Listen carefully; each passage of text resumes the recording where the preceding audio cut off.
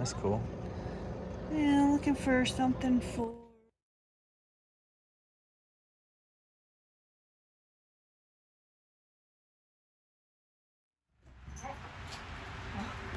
As you can see from the sign above me, Lincoln Caverns was discovered in 1930 and opened 13 months later in 1931.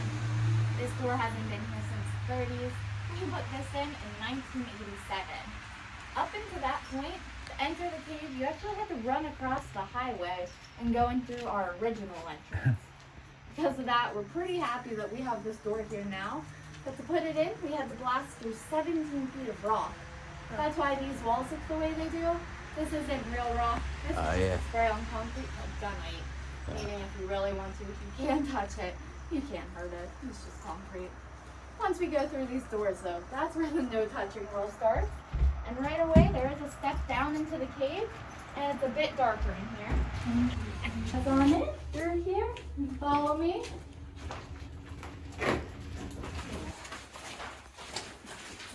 Okay. You want to move in a little bit there so I can get everyone out of the hallway. Oh, and that's perfect. This first room, this is what we call our mystery room. There's several mysteries surrounding it.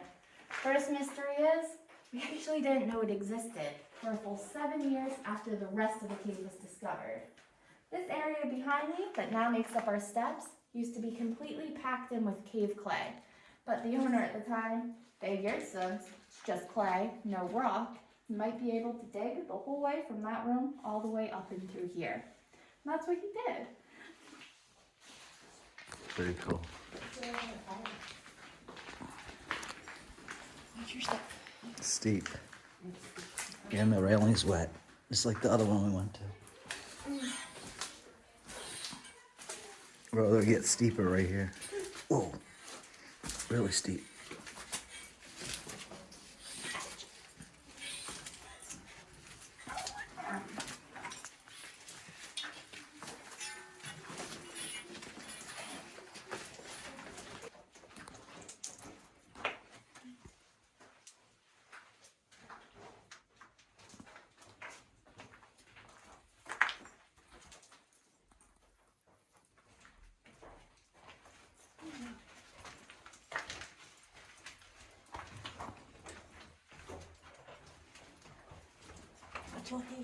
I got it.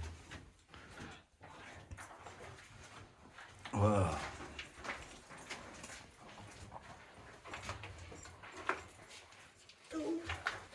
You dripped on? No, my foot got stuck.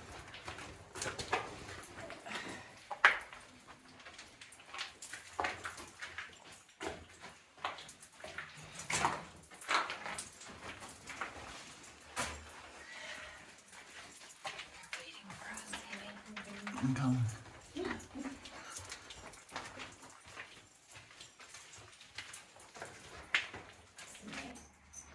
The original owner of the cave thought that kind of resembled a pagoda. I'll be honest, I don't really see it, and that's okay. So we call these imagination formations. Be anything you think it is, it's all your imagination. When I look at it, personally, I see a big chocolate fountain. I really like sweets. Imagination formations are all throughout this entire cave. My personal favorite's actually right behind the pagoda. I think this little dude looks just like a shark. Now, tiny little fin up behind it. You might notice that these two big formations here and that smaller one in the back look a bit different than the ones we've already seen today. They're very dry, cracked, even some crumble away at the bottom. And that's all because people have touched them. These grow as water drips down from the ceiling, pushing most of the water into this back corner down here. In this corner, you can see a lot of the stalactites are growing really great. They are also pretty small, so we know that had to have been a more recent switch. Then in this next room, I'll explain Paul why we had to put these walls up. It's like, and you can follow me along.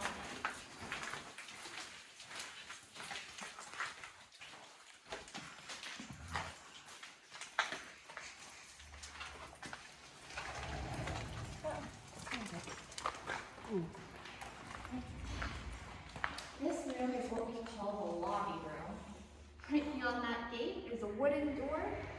the original entrance to the cave, only about 10 steps away from the highway. You might notice though that wall the door is built into. That's a bit weird. That's actually how the cave was discovered. In 1930, they were drilling up the side of the hillside to put in Route 22, and a big drill burst in through that wall and fell down right where we're standing. The construction team let the farmer who owned all this property know what they had found, and he was the first person to turn it into a show cave. He didn't know much about caving, but he knew he had to fix the hole in the wall, and his idea was just tear the whole thing down and build a new one. The floor to ceiling, that is man-made. He also added support walls, this one right here about halfway up, and this one with the door that we just came through, yeah, that little triangle. After changing 3 of the walls, that's when the ceiling started to get a little scary. Rocks started to fall down, and he was worried that there'd be a full cave in. Just to put those big steel beams up and then laid wooden planks across it, and if anything fell down, all that wood would hold it up. No more woods up there anymore.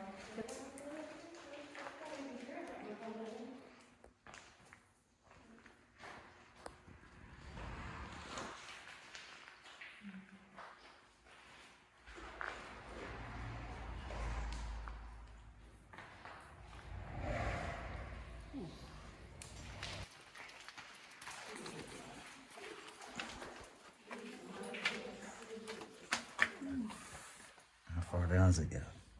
13 feet. Kind of like.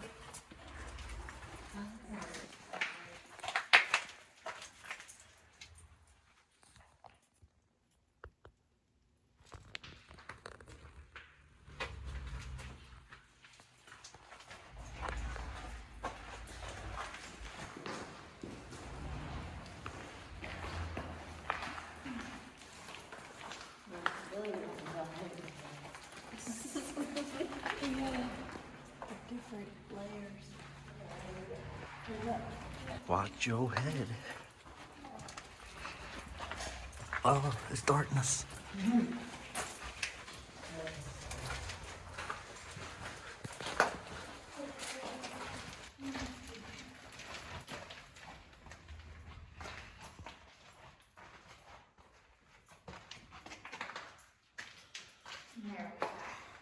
This flowstone right next to me. This is actually one of the largest flowstones on the East Coast. It's 40 feet tall and 90 feet across. The scary word, but that's just what makes soda fizzy. So this is a natural sparkling spring water. Nice. Workers back in 1930 actually used to use this as drinking water. Why bother bringing water to work when they have this? Wouldn't suggest try and drink it now. Once we started bringing tours in, people definitely ruined the purity of the water by throwing coins in it. Treating it like a wishing well. People actually still do it today. Because of that, we take all that change out. Every year, we clean it up, cash it in, Lincoln meets the amount, and we donate it to a local charity or nonprofit group.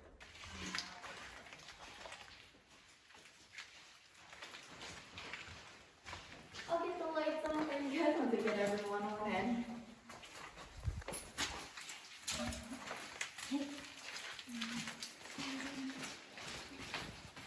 This is one of my favorite rooms in the cave because of this formation right next to me. What does this piece right here remind you guys of? Bacon. There you go. That's cave bacon. That's its real name. Cave bacon is a form of cave ribbonry, and those ribbons are what we ducked under to enter this room. What separates the normal ribbons from the special bacon is the bright orange stripe right down the center. That's iron oxide, or rust, making bacon just a rusty ribbon. The room has something even cooler though, and it's why we call it our purity room. This big white flowstone right over here. That flowstone is approximately 85% pure calcite. Kids, when you're all done taking photos, you could just lock your cell phone screens. That way there's no outside light. Just let me know when you're ready.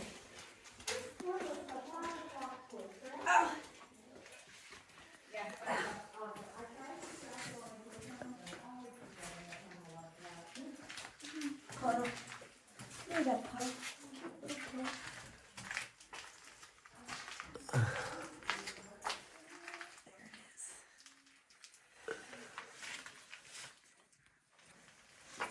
Pretty cool. Pretty cool.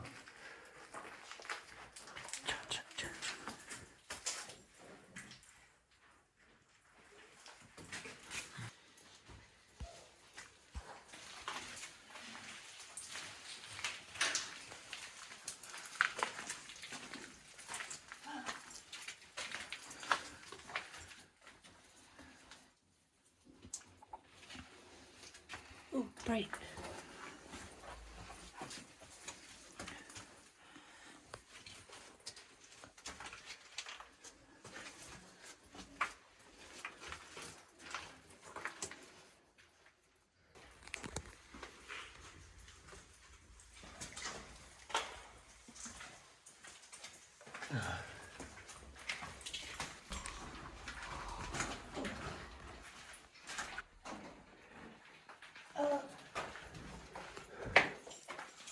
Let's hit the pipe. I got water coming off of it.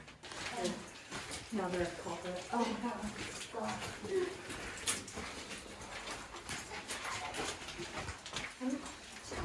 Okay, just wait for me right on top of those steps. Just right on out through here. Yeah. I can't see. Yeah. I just finished the first cave. I'm going up this hill to another cave.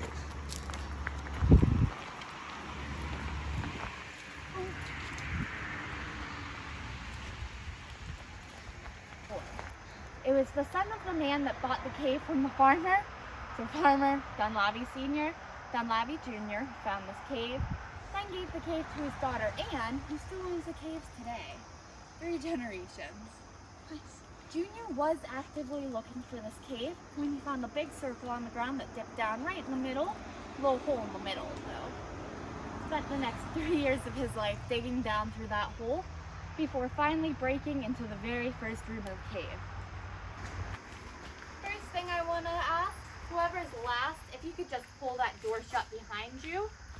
And then second thing, how do you guys feel about bugs? Crickets. Okay.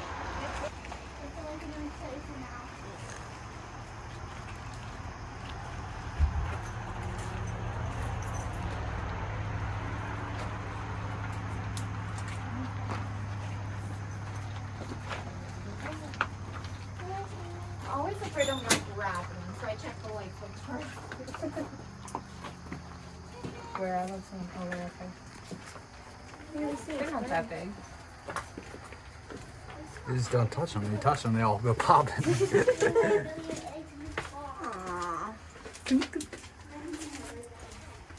Door. Sprickets. It was used to house all the tools when they're finishing opening up the cave. That way they didn't have to haul stuff up and down that hill every day. I'll start with formations on my left and move through my right and around.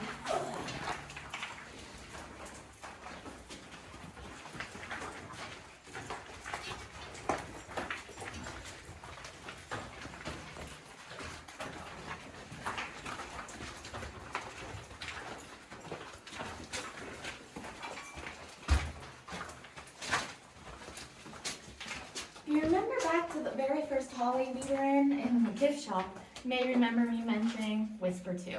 That's actually just right on up these steps, down the hallway, turn right, lay down on your stomach, and start inching forward for 75 feet. No, thank you. Since its discovery in 2005, only 30 people have ever been back there.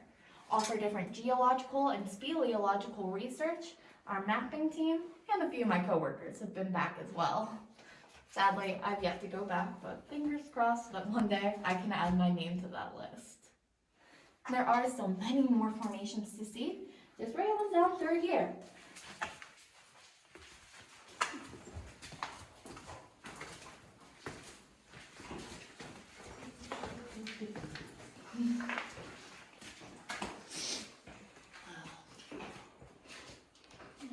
Is my last person around the top step in the back? Yes.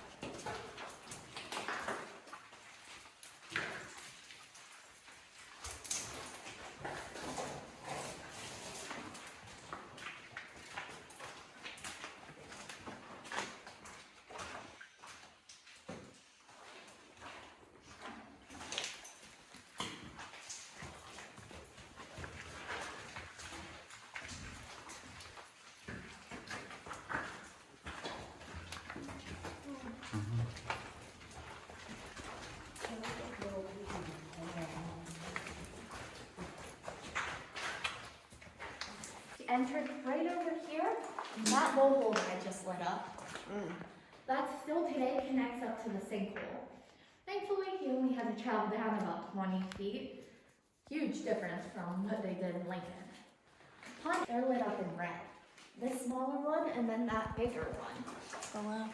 Big one is actually how he named the room. He thought that if you look at it from a certain angle, it kind of looks like a cross because it has that horizontal ledge on the ceiling in the shadow.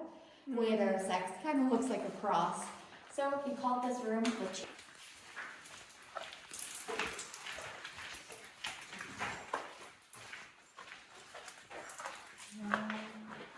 Kind of cracked. See the little divot from it dripping.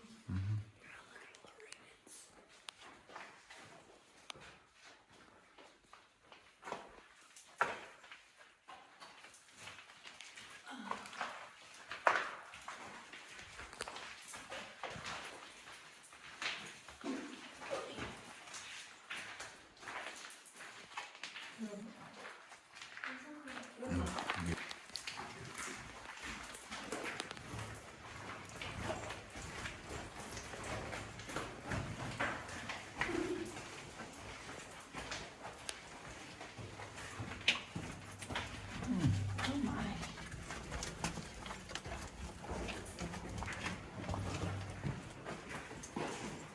Okay, we walked by that, I get it.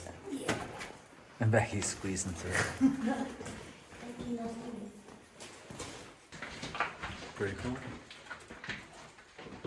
You like it? Nice?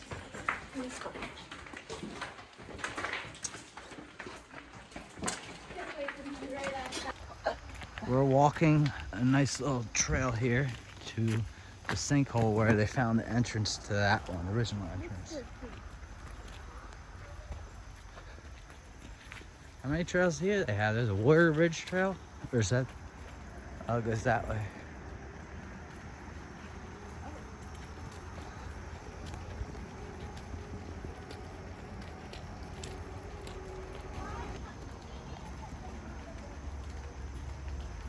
That's the sinkhole? That'd be the sinkhole. That's how he got in. So it's still open.